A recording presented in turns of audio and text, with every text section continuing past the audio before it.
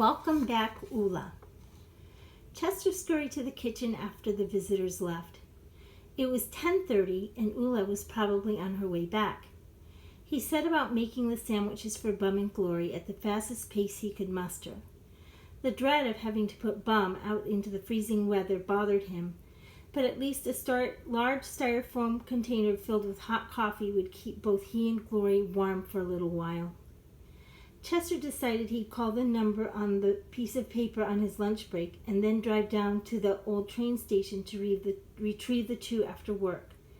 He hoped this person could offer help right away. If not, maybe his wife wouldn't object to housing them for a couple of days.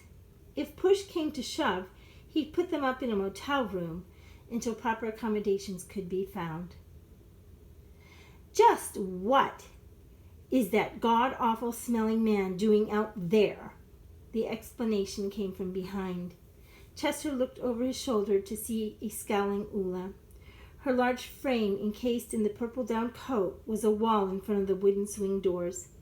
Chester gulped. He dropped the last of a few sandwiches in a brown bag. I had him come in out of the cold. I found someone who may be able to help him. Do you know he and his wife live in that old abandoned train station? Chester told her. He poured the last of the coffee into the styrofoam container.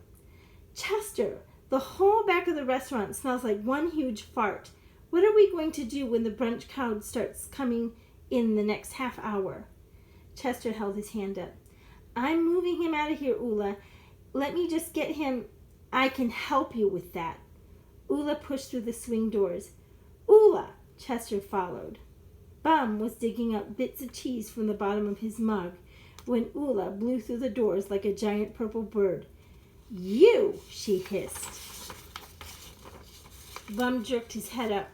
His sunken eyes nearly popped from their orbits. Ullah grabbed the mug from his hand and then pulled him from the chair by the collar of his worn-out coat. Out! Out, you filth! Bum's arms flailed.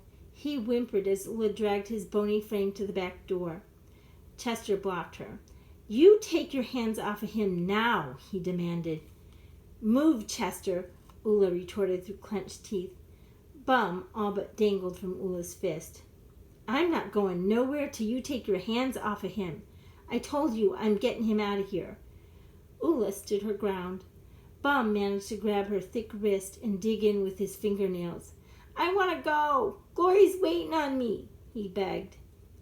Ullah, please, have some decency. The man hasn't had a proper meal in ages. He's got a wife or a friend at that old rundown train station. I'll pay Queen Dee back for the food. Chester tried to reason with her. He's gross. You let him eat off dishes clean people use. Wait until Queen Dee comes and hears about this. You'll finally be gone. You and that Jehovah you always talk about. She shoved Bum into him. Chester backed up into the bar and the door clicked and flung open.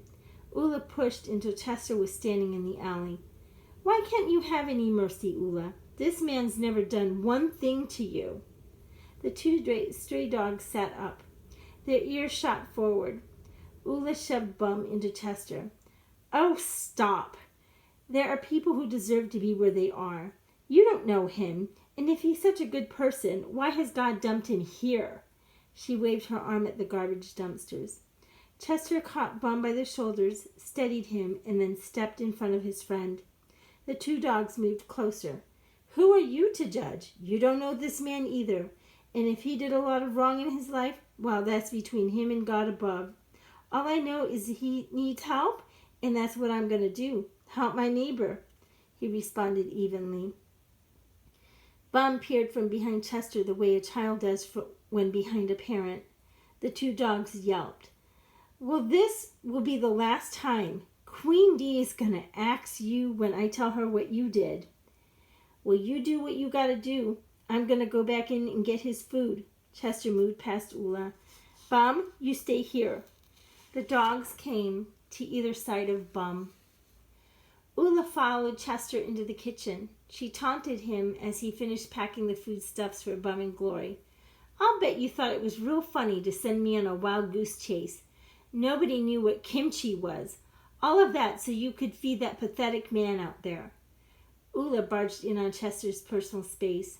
Her breath was hot on his face. Chester rolled the top of the brown bag shut. He's not a pathetic man. That could be you or me any time. Well, I thought your God wouldn't let you come to that. He's merciful and kind, according to everything you always say, she sneered. Her tone twisted the last thread of Chester's calm. He slapped the counter with his hand. You stop mocking. You don't want to believe now, that's your business. But you don't mock those who believe and those who don't have nothing. It ain't right. Ullah folded her arms across her chest and then leaned in closer to Chester's face. Or what? God's gonna get me? Because I'm not a believer? She challenged. Chester eyed her back hard. Ullah moved back slightly. Yeah, the scriptures say that God is not to be mocked and that he takes care of the lonely one. You interfering with the Lord, Ullah. He gave me someone to look after. Now if you would move out of my way. Ullah's face flooded crimson. She stepped back a little, but not enough for Chester to move by. You'll be able to put that belief to the test soon enough. Queen Dee will be here soon. We'll see how hard you believe when I tell her everything. And then, as if on cue, tell me what, and why does the restaurant smell so bad? Both Chester and Ullah turned their heads. In front of the swing doors stood a tall, elegant older woman. She held a food-stained linen tablecloth in one hand and a white mug in the other. Ullah gave Chester a triumphant smile.